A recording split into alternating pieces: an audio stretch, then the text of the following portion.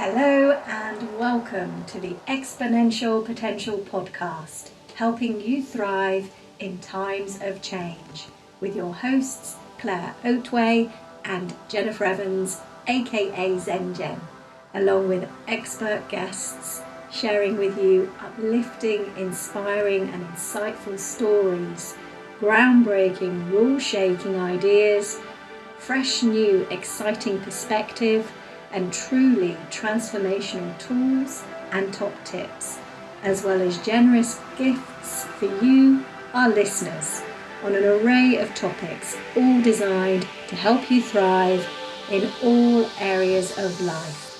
So sit back and enjoy the show. Hello and welcome to Exponential Potential. Time is flying by in 2023, but I hope that you're keeping up momentum. I hope you're in action. I hope you're living your best life as we go. And in terms of living your best life, I've got a wonderful guest today, and you'll see that living your best life isn't always a comfortable life. isn't always free of pain or suffering. It kind of takes determination and guts, but the rewards are definitely there. So welcome, Stephen. Hi. Thank you so much. I'm really privileged to be here. So let me tell you guys more about Stephen, because we've known each other for a little while. So, but we'll try to avoid the in jokes, but we'll have a lot of fun in this interview. But Stephen is a British-Ghanaian best-selling author.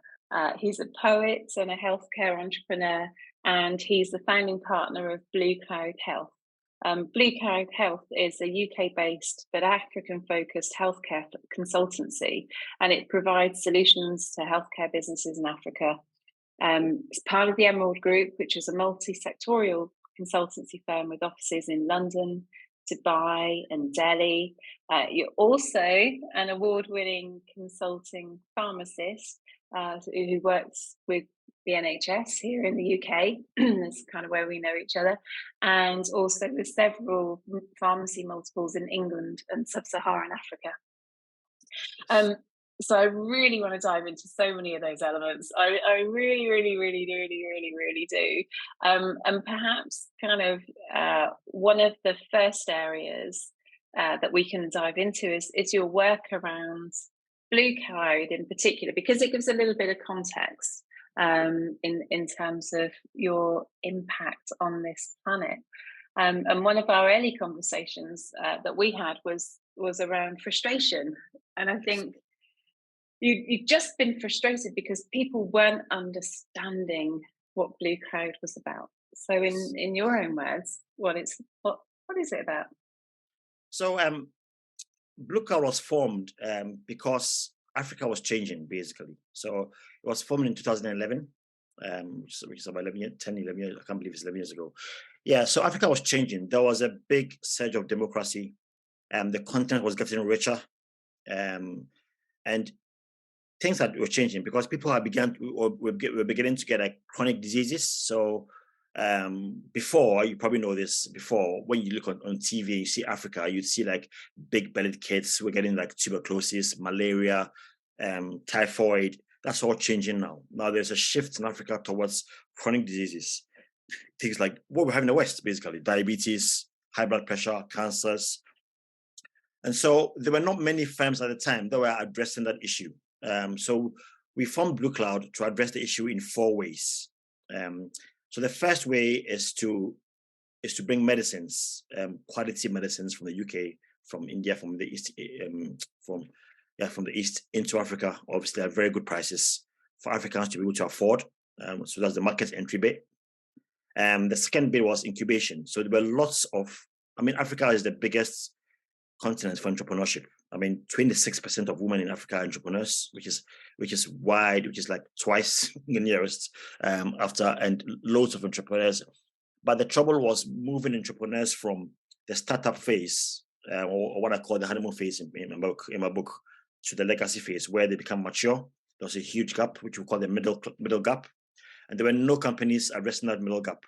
So this companies, entrepreneurs start up, they get to a point where they have to scale, and then they're stuck. And they're stuck because of lack of know-how, lack of funding, and lots of other things. So we entered the market to provide money, funding, and also to provide strategy and all the stuff that we know in the UK. And then the third thing was to partner with a charity called Compassion, and train and sponsor and train people, entrepreneurs who wanted to go into the healthcare business. So we trained a few guys in Ghana, we trained a few guys in Ethiopia in combination with Compassion. And then the last thing was the BlueCloud Healthcare Conference, which we organized every year.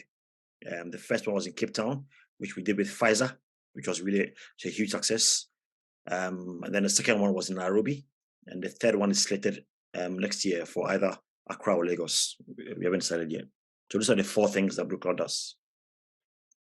And you promised me a place on the stage, because I really, yes, when you describe, well, just those stats in terms of entrepreneurship, what they tell me is around a culture, or a series of cultures really, that are quite ambitious, resourceful, entrepreneurial, problem solvers, really quite positive, kind of not constrained. And there's, I'm really, I want to feel that energy. Yes. And I'd love to include you to an aspect. I've said to you that I will. So definitely watch the space. Because the resourcefulness of Africans are just amazing. I mean, I could go on and on people that have tried to use entrepreneurship to circumvent huge challenges. I mean, and I'm amazed. It's just getting those things from the fringes into the mainstream. That's the issue in Africa. So you have loads of people doing big stuff. I mean, I've got loads of people. I met a few guys when I spoke at the conference in London, and the stuff that people are doing are amazing. I mean, but it's just moving them from there to the mainstream. They're all on the fringes, which involves, like I said, for scale and strategy. So that's where it could be a great resource for my client. And was that one of the reasons why you were driven to write your book? Yes. And in your book, actually, I've not introduced the book, but the book is an absolute joy to read.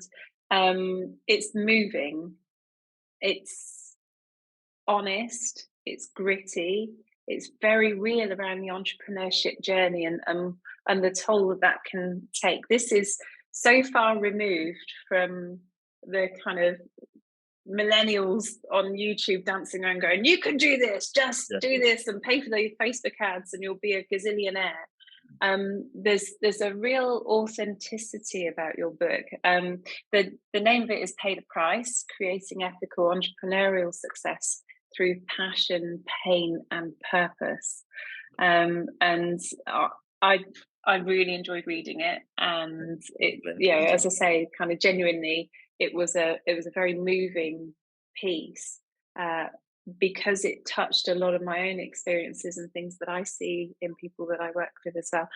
But so going back, kind of from your work, supporting entrepreneurs across Africa, kind of is that one of the reasons that you chose to write the book?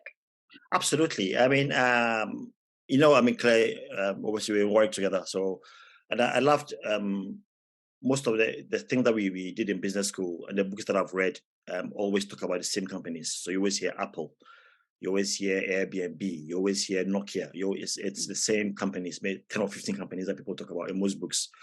And I felt that if Africa was the most entrepreneurial continent in the world, then they have something to teach us. So I wanted to flip the coin, so to speak, for people to learn, for us here to learn from the resourcefulness of Africa. And African entrepreneurship, which I believe we can copy here in the West, involves a lot of sacrifice, involves a lot of pain, a lot of struggle. But those that do make it really, really make a huge impact, which is where the ethical part comes in. So I try to flip the coin a bit, because in Africa, we learn so much about stuff from the West.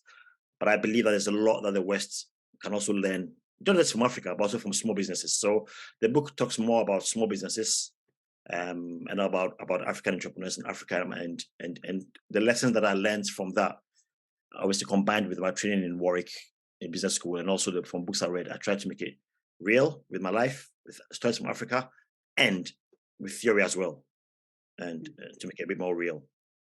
Yeah. Yeah. And do you think that's what makes it so unique? Yes, I think so. I mean, I was privileged for you to write a pre. You were obviously listed among the guys that endorsed the book, which I'm really grateful for. I mean, I want to say to your listeners, thank you so much, Claire. I mean, your endorsement gave it a big push, and I think one thing that also makes it unique is also the music in it. So I quote a lot of bands, but the bands that I quote are bands that are in the same kind of space as entrepreneurs are, so to speak. So a lot of these bands, which are grime bands, rock bands, are sort of in the middle. They're trying to break through into the mainstream. Some of them have. Some of them are still trying to break through into the mainstream. So their lyrics reflect the same struggle that entrepreneurs have. Does that make sense? Yeah, yeah. So a lot of the bands like Switchfoot, NF, Stormzy, a lot of those guys have either just broken through or are facing barriers, and that struggle reflects in the music, and a lot of poetry as well. A lot of them, I quote a lot of poetry as well in there, and it's the same thing. You can tell from the poets that they are trying to break through the mainstream. So I found that there was a synergy between those poets, those musicians, the stories in Africa, and entrepreneurship. That seemed very real to me. So to put them all in one book was tough. My editor complained bitterly all the time. But it's a tough book to edit because there were so many strands coming at it from so many angles. But to put it in a uniform book that we read as a complete book was very hard. It was hard for me to write, and very hard for my editor to edit as well. But once we got the strand of it, I think it reads quite well. And yeah. Oh, it genuinely does. But before we kind of build on that aspect, perhaps to help our listeners and people viewing, because we're on YouTube now, to help them to understand this link between music and poetry and business theory. Yeah. Have you got a favorite song that they could perhaps listen to and see through a different lens to understand what you mean? Yeah, absolutely. So the book itself, the first page, there's a QR code where you could scan, and that QR code will take you to what I call the Pay the Price playlist. Hundreds of people have already listened to it already, and it contains all the music in the book on that QR code. So if you use your phone to scan the QR code, you get all the music. My favorite song in there is a song by a band called Switchfoot. They're a Grammy award-winning band. They're based in San Diego, in the US, and they sang a song called Vice Versus. Okay, so Vice Versus basically is a song about how your good can also be your bad. How your blessing can be your curse. Oh. Oh, sorry. We're just being interrupted. I'm just recording. Hi. See? I love this. This is real stuff. This is real stuff. Yes. Please don't edit it out. You have to leave it in. Yeah. Hashtag not perfect. Yes. It's messy like entrepreneurship. So yeah, he's gone back to sleep now. Sorry. The band's called Switchfoot, yeah. Switchfoot. Yeah. Switchfoot. And yeah, the song that I prefer. I mean, I quote a lot of Switchfoot in there because their songs have a real real pain in them, a lot of struggle in them. And that Vice Versus to me reflects it. Because for me, my vice, so vice is your bad part, the things in your life which are not good. And versus obviously is the flip side. So you use your vice to write your verses. Your verses is what you write. So for me, my vice, which I'll talk about later, when we get to the pain aspects, was my struggles, my moral failures and struggles, my struggles with epilepsy, my financial problems, and all the other issues that I went through in my entrepreneurship journey were my vices. But that spurred me on and gave me the impetus for the verses, which is the book which I wrote. So that song encompasses the whole theme of the book, which is why it's called Pay the Price. And there's the word that comes to mind just observing, how you put that across, is almost the humility that comes from those vices and grappling with those and understanding the dark side. And in a way, I'm not sure that you can have the light side fully without understanding the dark side or seeing the dark side and building on it. Absolutely. And again, coming back to music, and Switchfoot again, they say the shadow proves the sunshine. So, and again, that's quoted in the book as well. And multimedia, he's not in the mainstream now. He said the same thing, which I've quoted in the book as well. That you can't have the lights without the darkness. So if you want lights, obviously there needs to be some darkness into it. And in my case, you talk about humility. And people that meet me say I'm humble, but I'm not humble I've been forced to be humble. I'll give an example. So about a month ago or 2 months ago, like I said, I have epilepsy. So I had a massive fit at work. I fell down, I was foaming at the mouth. They nearly called an ambulance, but I came round just before they called ambulance. Okay. So whenever I think of getting proud, or I think, oh yeah, I'm the main man here, I remind myself, oh, you're the guy on the floor with foaming at the mouth. You can't, and now you think you're Rambo, or you think you're the macho man now. So those things, they force you to be humble. Once you imbibe the fact that you are a fragile human being, and you go through suffering like anybody else, once you reflect on that, and Claire, you talk about this in the Authority magazine about journaling. Once you reflect on this every day and you write them down and you reflect upon them, you then realize that those things, you can turn them around and they make you humble. And so for me, the humility that people say I have is not because I'm humble as a person, it's because I've been forced to be humble from the vices. And it doesn't mean that you can't be confident either. No, because I think those experiences take you deeper and deeper and deeper. And they give you such a strong foundation in order to be confident. And I guess maybe the flip side would be, you can sniff out, that's not the right word. I wish my 12-year-old son could sniff out fake confidence and arrogance and those elements. It's superficial, whereas what we're talking about here is much deeper. Absolutely. It comes from a core within. It comes from a deep core, and that deep core comes from I know Claire, you're quite spiritual, so it comes from like a deep reflection, when you go through these things in life, it's sitting down the next day or the day after with a pen and paper in your hand and reflecting, okay, why did I do this? Why did this happen to me? Obviously with therapy and coaches and all that stuff. But if you have to go through this deep reflection, then you come to a point where, okay, so there are two things here.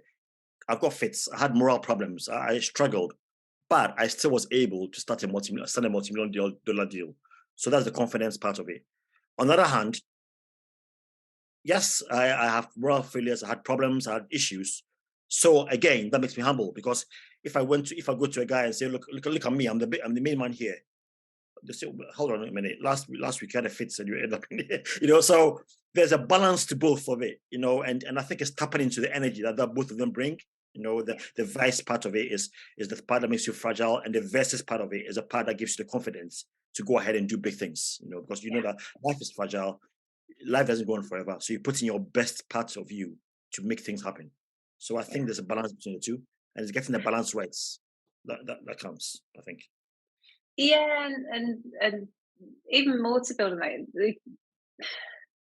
that, because we've both been through our own individual personal challenges, and I think when you reflect on those, you do get a sense of fragility, but also you get an insight into how resilient you really are, and how some problems that seem like the biggest world-changing problem you can't get past ever, if you think about the length of your life, it's gone in a blink of an eye. You move forward from it, but at that moment in time, you just feel stuck. You feel like you can't move forward, but looking back on it, you do overcome it, and it gives you a bravery to say, well, that wasn't so bad.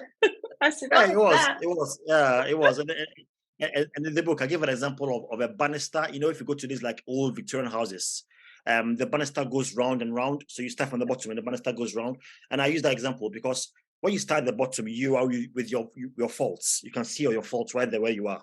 But the more you climb the banister, you go round and round. You can still see the faults, but you're seeing the faults from a higher angle. Do you understand? So if you go to the second floor, somehow some of these go like, if you go to like some of these offices in all offices, they go like 5, 6 floors. When you stand down at the 7th floor, you can still see the ground, which is where your pain is, but you're looking at it from a higher angle. So the higher and higher you go in life, you still see the faults, but you see them from a higher distance, from an elevated distance, which means that you can learn from them and get better at them because then they're not controlling you anymore. When you're on the ground floor and you see the faults with you on the ground floor, they seem insurmountable and huge. But the moment you continue to move forward by journaling and living the life that you're supposed to be living and doing what you're supposed to be doing, those faults get smaller and smaller, just like climbing a banister. Yeah, and there's do you think that's what makes this book different from the thousands of different books on entrepreneurship and podcasts on entrepreneurship? Do you think it's this element that makes the book different?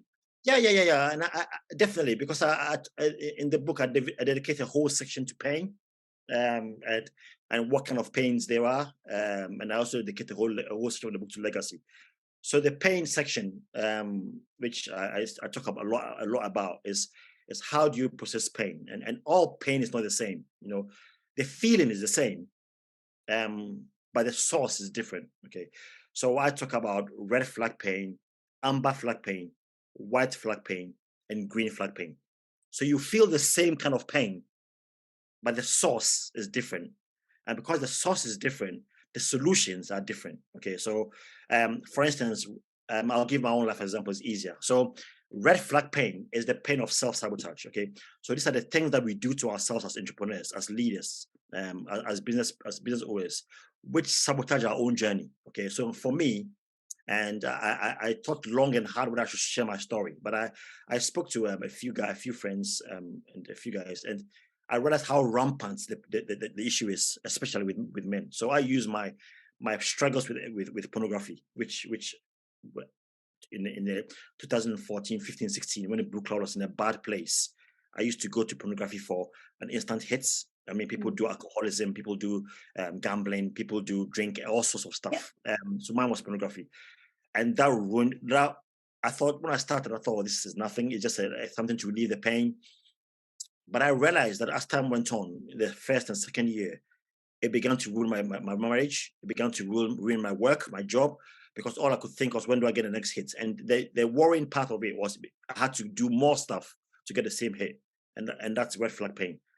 And we call it red flag pain because you need to stop it. If you don't stop, when you drive and you get to a red flag, you have to apply the brakes.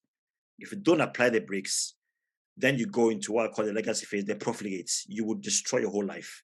And many entrepreneurs that we hear of, Harvey Weinstein, Elizabeth Holmes, Jeffrey Epstein, all these guys, Sam Friedman, all these guys. If you trace their life backwards, I did a lot of research for the book on Jeffrey Epstein, for instance, and he started his red flag pain, which is deceit and pedophilia, in 1976. You know, and it grew and grew and grew because I did a lot of reading on it, a lot of research on it when I was writing the book, and I realized that that's how I started. So he didn't kill it then. His first appointment was with one of the U.S. America's biggest and most prestigious schools called Dalton, and that's where it started. You know, he got sacked from the school, and he didn't address it, and finally it destroyed him. You know, and it's like that for all of us, Elizabeth Holmes and all these guys. Anyway, so that's red flag pain. And then there's what you call amber flag pain. So amber flag pain is the pain of waiting. Okay, and that also distresses a lot of entrepreneurs because sometimes some things take time. And you mentioned before about write a book in 10 days and do this in 7 days and 10 days. And those things, yes, you get a success, but you are saying about resilience. You don't build the resilience that you need for success. Some things, to have real success, you need to go through a waiting period, which is why somebody said something which made me laugh, that you cannot have a baby faster by impregnating 10 women. you know, you know, if you still slept with 10 women, it will still take 9 months for the baby to come out. You know, so some things take a waiting period, and sometimes we cannot wait. We want to go ahead. I mean, for me, it took 10 years. Some people it takes 4 years, 3 years, and stuff. That waiting period is a place where most entrepreneurs are not able to wait, and then they fail. And that's called amber flag, because amber flag, when you get to there, you wait. That waiting causes pain, just like red flag pain causes pain, but it's a different kind of pain. And then the two other ones, if I'll finish quickly, is white flag pain. So white flag pain is the pain of surrender. So for me, my white flag pain was epilepsy. Okay, so I have, like I said before, I have massive fits all the time. I'm heavily medicated for the illness. I mean, what started my book was white flag pain. I fell down the stairs. I had a fit, fell down the stairs, injured myself badly, but that gave rise to the book. And white flag pain comes in many forms. It could be the fact that for Claire, for instance, being a woman, sometimes you have to go through unfair issues because you're one, which is really stupid. But because you're a woman, sometimes you have to go through this, which is white flag pain. And the key to white flag pain is accepting who you are and what's causing the pain, surrendering to it, and then using that to your advantage. You know, so for me, surrendering to the fact that I'm epileptic, and I have epilepsy, surrendering to that and using that, because that epilepsy in me breeds authenticity. You know, I can sit in front of someone and say, well, I'm ill. And when I'm talking to someone, I can understand them because I have the same issue, and it builds authenticity. So, but before, it took me a long time. I was in denial of it. I thought this would just pass. But after 4 or 5 years, I realized that no, this is going to be with me for probably for life. So I had to turn that. And that's what we call white flag pain. And the final thing is green flag pain. I mean, white flag because it's because when you say white flag, it means you surrender, isn't it? That's what white flag means. And I quote one of Britain's most famous rock stars called Bishop Briggs. I mean, if you haven't heard of her, I encourage you to listen to her music. I mean, one of her albums is called Church of Scars, and she talks about white flag pain when she lost her sister. You know, and that's where I got the idea from. So yeah, white flag pain is the pain of surrender. You need to surrender to it. If you don't surrender, you just it's like whatever it is, your race. You start. For me, a lot of it is also the markets of Africa. You know, Africa is a hard place to do business. I have to surrender to that. Africa is a hard place to do business, rather than pretending it wasn't. And the last pain is what I call green flag pain. So the green flag pain is the pain that people tell you. Okay, so people tell you can't make it. You tell yourself. You go for an investor pitch. Investor tells you what you're doing is rubbish. This is never going to work. Your spouse may tell you. Your friends may tell you. You may tell yourself that. And you feel pain when people that are near you, are close to you, don't believe in your vision. They don't believe in your dream. It's green flag. You feel the pain. It's green flag because you keep going. When you get to a green flag, you go. You know, so it's all pain, but there are 4 kinds, and you need to dissect which. And sometimes they're multifaceted. You know, you can have green flag pain, but that green flag pain is causes you to go into red flag pain. So somebody may say, "Oh, look at you, Stephen or Claire. You're never going to amount to anything. You're never going to be good at what you're doing." That you feel depressed, and so you go into alcoholism, into red flag. That alcoholism, in turn, will make you wake up in the day. You have a hangover, so that means that you have to wait longer because you can't. You're not your best self. It will take you longer to get your dream. Amber flag pain. Do you so understand? they can keep laying up and exactly. Yeah. They are linked, and you can only come to the source of this pain by obviously coaching, and also by meditation, journaling, and carving out time for yourself to reflect. Well, time to reflect and the bravery to look yourself in the eye.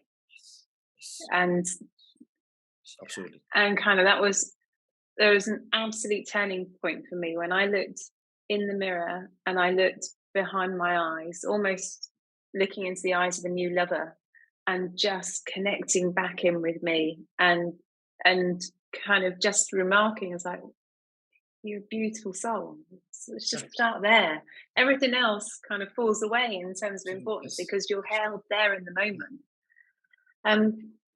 And you know, what I love around the concept of the green flag, I've been listening to a number of different guests on different people's podcasts, and been listening to adult women who have perhaps gone through acting as a child, or they've been involved in sports as a child. And one of the things that happens if you're involved in competitive, in a competitive arena like that, you keep getting these barrage of pushback, but you get rejection. But they'd turned that into a real gift, because it meant that the feedback they got as adults just, either showed them that they're on the right track, or gave them little cues of what they needed to do to keep perfecting. And I think very often we're held in this comfort zone where the feedback is, it's crushing to our ego. Whereas what I like about the fact that you labeling it as green pain is there's something in this. Come on, you're all right. Yeah, Just keep moving. absolutely. But before all that pain, I talk about the honeymoon period, or the honeymoon phase. This pain, you get through it if your honeymoon period is strong. What's your honeymoon period? Your honeymoon period is three things. It's you as the person, your purpose, and your passion. So you as a person, you talk about self-reflecting and know who you are. And I give 5 principles of ethical entrepreneurship in the book. So you should know who you are as a person. You should have that inner confidence in yourself that yes, I was born to do this. And that should lead you as a person to have that reservoir of faith, of self-belief that yes, I can do this. And that should lead you again to your purpose, which is, we all know our purpose. And that purpose should be validated. So if you want to do something, for instance, my purpose to work in Africa was validated in Warwick, in business school, because I did a project on it. My whole project was on African healthcare. It went to my professor, and he gave me a distinction. So that meant that the purpose, what I was doing, the purpose was validated. I knew it was the right purpose. I knew it was the right thing I was doing, because I'd done the research, I'd done the work, it'd been validated. And by the way, I never told you this, Claire, but the reason why I got to meet you, which I've never told you before, is because one day when I was doing my project, I went to this huge room in Warwick where you have your projects lying around, people's projects that are done well. And I was looking through the projects to find one that I did really well. And I stumbled across a project with someone called Claire Oatway. I thought, wow, this is and that, Claire, is how I got to know you. And I've never told you this, but that's how I got to know you. Yeah. That's a huge. When you were describing your dissertation, I was back in Warwick, and mine was around communication and group and partnership and growth. I read it. Yeah. Oh no, thank you. It's a huge compliment. Yeah. So that project was validated because I knew I'd gone to one of the best business schools in the world. It'd been validated by a professor. I'd done the research because I'd traveled around the world, met people, and I knew it was a good project. I knew it would work. And then finally, the passion. I had a desire and the love for Africa, for healthcare. So these three things were strong. If you don't have these three things strong, which is the foundation of every entrepreneurial project, it means that when you go through the pain, you will fail. So the honeymoon period is what I call it. Because when you get married, you go on a honeymoon. You go to Barbados, you go to Mauritius, wherever it is. What's the purpose of that? The purpose of that is for memories. Okay, so when I went through the bad period in 2012, 2016 with the pornography and stuff, we had to go through counseling. I can't believe I made this open, but we had to go through counseling because my marriage was at risk. And when we had a counselor, the first thing the counselor asked us was, what was it like in your honeymoon period? How was your honeymoon? And then both of us remembered the beautiful times we had together in our first 2 or 3 or 4 years. And that memory, in large part, saved our marriage. So when we went through the pain, the red flag pain, that honeymoon period. And so as an entrepreneur, you need to make sure you nail that thing down. You just don't jump into it. You have all these facts on Facebook and all these facts around on YouTube saying, oh, there's this new deal that's coming through. Is that your purpose? Is that what you were made to do? Is that what the universe has put in you to do? Do you have a passion for it? If you don't, and you start it, when you hit the pain, you will fail because the passion has never been there from the beginning. So yeah, I must qualify that the pain you go through the pain, but you only pass through if your honeymoon phase is strong. So kind of, and what you're bringing neatly together is the title around passion, pain, and purpose. But you also talk a lot about legacy. So why is it important for entrepreneurs to think about the legacy that they're leaving? Yeah, because when you start something, there's two things here, Claire. So the first thing is stewardship. Okay, so even for serial entrepreneurs, what we all have if you have a purpose in what you're doing, okay, you just don't want to make money. I mean, we all talk about impacts. We all talk about making a difference. Okay, no, hopefully you don't want to make a difference and just retire and what all the work that you've done just goes downhill. You want to be able to look back when you are 85 years old and you're sitting on your couch. You want to be able to look back at what you've done and say, "Wow, this is what I've achieved in my life." Okay, and that's why legacy is important. The issue is we need to plan your legacy before you start. Okay, I give 4 kinds of legacy that anybody can leave as an entrepreneur. There are 4 kinds. Okay, so a legacy, when we talk about legacy, it's not really explained properly in literature. We just talk about legacy. It's just a legacy, but there are 4 kinds of legacy you can leave. The first legacy is the legacy of a philanthropist. Okay, so a philanthropist basically is well known for the good that he's done. Okay, and in the book I use an example of Jimmy Carter. Okay, so when you think about Jimmy Carter as a president, he was also an entrepreneur, by the way. But when you think about Jimmy Carter as a president, he was the 39th president of the United States. He wasn't a very popular president. Okay, so people don't look at Jimmy Carter and say, "Wow, look at him, he was a good president." He wasn't. I mean, when he stood for a re-election, he lost by the biggest margin in history of the United States, huge margin, and Reagan took over, and everybody lost Ronald Reagan. Even now, people didn't think Jimmy Carter was a good president. But Jimmy Carter is famous now. Why? Because of his philanthropic work. So when you think about Jimmy Carter in a good way, you think about his philanthropy. You don't think about his presidency. So that's one way where you can leave a legacy, is philanthropy. The second way is what you call a purist. Okay. So a purist is known solely for the company that they've founded or they've led. Okay. Typical example, I said I won't mention Apple, but a typical example is Steve Jobs. Okay, when you think of Steve Jobs, Elon Musk is one, Jeff Bezos. You don't think of Elon Musk as as a philanthropist who loves giving away money, or who is kind and who wants to effect climate change. No, you think of Elon Musk and Tesla. You think of Steve Jobs and Apple. You think of Jeff Bezos and Amazon. Yes, they give away some money, but that's not what they're known for. They're just known for the company. And that's why I call them the purists. Okay. The third kind of legacy is what we call a profligate. A profligate is somebody who just wastes their legacy. So both their work and their personal lives are a failure. Okay.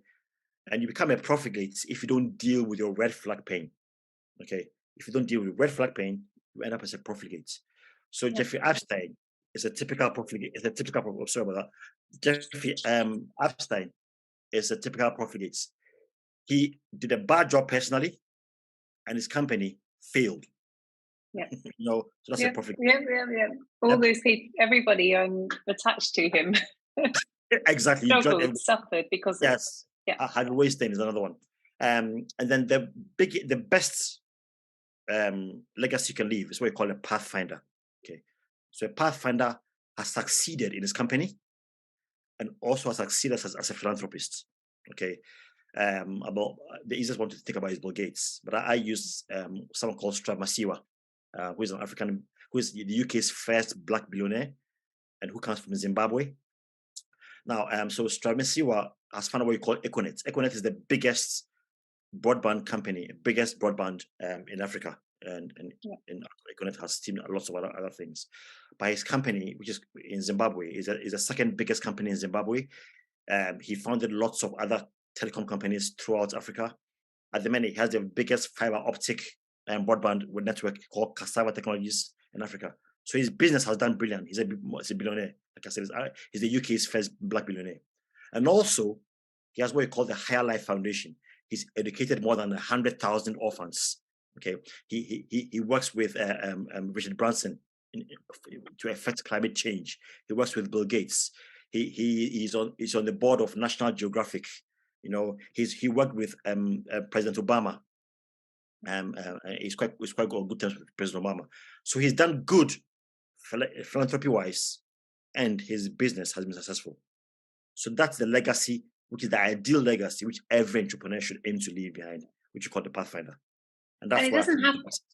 Sorry, and it doesn't have to be in the billions. No. In terms of contribution. No. And it can be within how you develop and grow people within a business, so that after you're no longer in the business, they feel confident, they shine, they maybe go on to other jobs. Absolutely. It's the contribution you make to your family and your community around you. Absolutely. Yeah. I mean, I use these guys because everybody knows Steve Jobs, so it's easier to use. I got criticized for using these big guys, but I think if you use everybody knows who Steve Jobs. If I use someone like Stephen Adjei, you don't have to go into Google and find out who Stephen Adjei is. But if I say Masiwa, or if I say Jeffrey Epstein, everybody who knows Jeffrey Epstein is. It's easy to, and I try to make the book as easy as possible to read, so that you don't have to. So that's why I used it. But I completely agree with you, and that's what we should aim for. And my passion, Claire, is for small businesses and people that are doing things in the community. That's where my real passion is. That's where, and I think 95% or I think 98% of business in the world are SMEs. So the vast majority of business that get starts are SMEs, and that's where the focus should lie, I think. And our conversation could probably go on for about an hour on that bit, but the importance of having the balance of both, because your identity is not bound up in one area. So a failure in one area you can withstand because there's other things around you. Your network grows. If you want to be mercenary around it, your network, your opportunities grow as you look outside and start to show up for the world. It generally does. Even if you're not working, you're in at Schoolgate, just contributing in a different way. Yes, it can bring so much more joy and success and happiness. 100%, and I use that in the honeymoon phase about the entrepreneur. One of the 5 things of being an entrepreneur, and one of them is your identity. And we should make sure that we don't get what I call the messianic fantasy. And this is sadly happening in with the head of Disney. I think it's called Igor. I can't remember what his name is. But you think that without you, the company is not going to do well, and your identity is tied up in the company. You have a lot of these problems in Africa with the dictators who don't want to step down because they think if they step down, the country will be ruined. So that's one thing as entrepreneurs that we should realize, that you have a steward. You're meant to be a steward. You're meant to hand over at a point and not tie yourself into the business. The business is a separate entity from you as a person. So my last question then is, kind of where does this go? This is so moving as a book. It's really empowering and resourceful, and comes with that positive intent. When you pick it up, you're imbibed by it. It's a fantastic book. Thank you so much. And no. It's a pleasure to be able to say this to you. So what are your plans? See, I've moved you to tears. Sorry about this.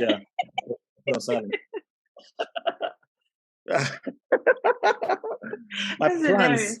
I'm so sorry. So what next? Where does the book take you? What difference do you plan to make?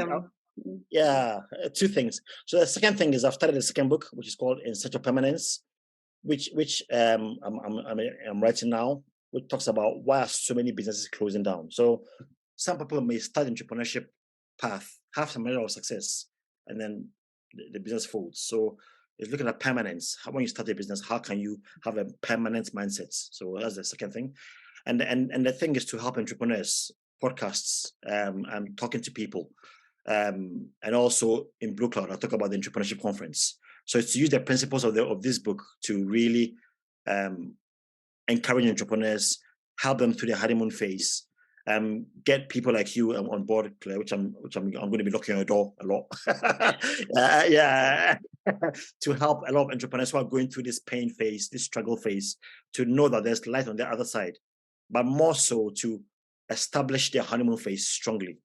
That the foundation strongly, because I believe that's where a lot of the failures come from. If that foundation is strong, then when you go through the formative phase, the pain and all that stuff that you go through, you're more likely to get to legacy where you're a success. So I think that's for me, those are the two things. So you need to get your listeners to listen to the alignment edition, which is Absolutely, in January. absolutely. And also I gifted a workbook that I use. I use for people that I work with privately, and it really focuses on your values and your purpose, and it asks you those questions that go far deeper than your next watch or your next car or your next relationship. The stuff that really is going to shape your life, and many people fight it. They kind of, it's just like, oh no, I need to do that. It's like, no. You need to do this, and then you can do that, and then you might realize that you don't actually want to do that. You want to do that instead. Exactly. So by all means, you can use that with glee with your audience. Yeah, you sent it. I've sent it. I'm gonna put it on my next newsletter, and make sure everybody looks at it. I saw it and it's brilliant. So absolutely. and also just it. I think what you're describing there in terms of permanence. So I can't wait to see your interpretation. And your guidance, essentially, to the entrepreneurs that are coming through. And I just want to say, actually, there's so much depth to you and to your work, and I can see how it keeps building and building and building. And I'm sure it's no accident that you refer to pain in the phase, and also you have a completely different dimension to you, which is as a healer, as a healthcare worker. You understand people, you understand the challenges that they face, and very often kind of physical pain and emotional pain, they're tied in together, whether they're affecting your life or whether they're affecting your business. It's a really human aspect, and so I think what you haven't kind of put it out there very strongly in the book, but knowing you and knowing all about you, you can see how there's much more depth to how you've observed and the guidance that you give to human beings that develop businesses and enterprises. And for me, that I want to give 6, 7, 8, 9, 10 stars, not 5, because so much. I really enjoyed reading the book, and it gives so much. And so I do encourage anybody listening today to take a look at Stephen's work. How can they find you? Yeah, so it's quite simple. So it's my website, www.stephenadjei.com. Which is my name, basically. I'll be running a promotion on Amazon. Amazon are going to run out a promotion on the 24th to 28th, where you can download the book for free on your Kindle for 5 days. And there'll be some money off the book as well on the paperback version. So 24th January will be a good time to. I mean, I know in January everybody's Kent and everybody's after Christmas, so that'll be a good time to do it. And then also on my website, I run a second book as well on my web, which is for free, which is a lot of poetry and arts, African arts, which complements the book quite well. So if you start off my newsletter on the websites, you get that book is free as well. And a lot of people have downloaded it, and it's just poems and arts. And a lot of people find it really helpful as well. So yeah, I'm also on LinkedIn, Facebook, Instagram, and Twitter. But you get links to all that on my websites. Do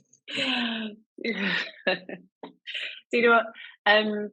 We've been developing a concept of a subscription to this podcast, and I think what we need to talk about, Stephen, after we finish the recording, that everyone else can listen to it now, is I want to get a reading from you. I want to record a reading for our subscription listeners, those that kind of want to delve deeper, because I would love to hear you bring alive some of your favourite poems and what they mean, what they bring to you, because there's so much more multi-dimensional than we can get across right now. So, Yes. so please, I'm going to book you again. We'll get that out. Yeah, I love that. Thank you so much. Yeah, thank you. It's hard marrying the two, isn't it? Arts and poetry and music and business. It's a challenge to me, but I found them so intricately linked together, because most poets and singers are also entrepreneurs, So, but linking them together was tough. And like I said, my editor gave me. I'm very lucky that I had such a brilliant editor that was able to measure them properly, because I find them difficult to put them together. Yeah. Superb. So, Stephen, thank you. I'm just so grateful for the time that we've had together, and also, to have had the opportunity to review the pre-release of the book. I'm not going to gush anymore. Otherwise, we'll have to edit out the humble bit. But it truly is a masterpiece, and I've really enjoyed your contribution today. And to all your listeners out there, I really hope that you've gotten a lot from the interview today, that you feel inspired, or you feel challenged, actually, if you're flaky around your purpose and around your passion. That could be part of the reason why you're struggling. So do take the time out to reflect, whether that's on a personal basis or with a spiritual leader, or with a coach. Just create the space to consider that. And in terms of the pain aspects, pain is a message that you need to pay attention to. You don't need to be stuck in it. You can move forward, and you will move forward. And whether that's in a business environment or in a family environment, I hope you've picked up lots of advice here, and I really do encourage you to buy the book and subscribe to the newsletter, because that's really good too. So #fangirl. If you've liked the podcast and want to hear more of these wonderful conversations with some hugely talented people, please like, subscribe, and share. We work really hard to bring you the very best content to help you thrive 3 times the great change. I'm Claire. I'm your host for today, and I'll see you again soon. Cheers. Thank you.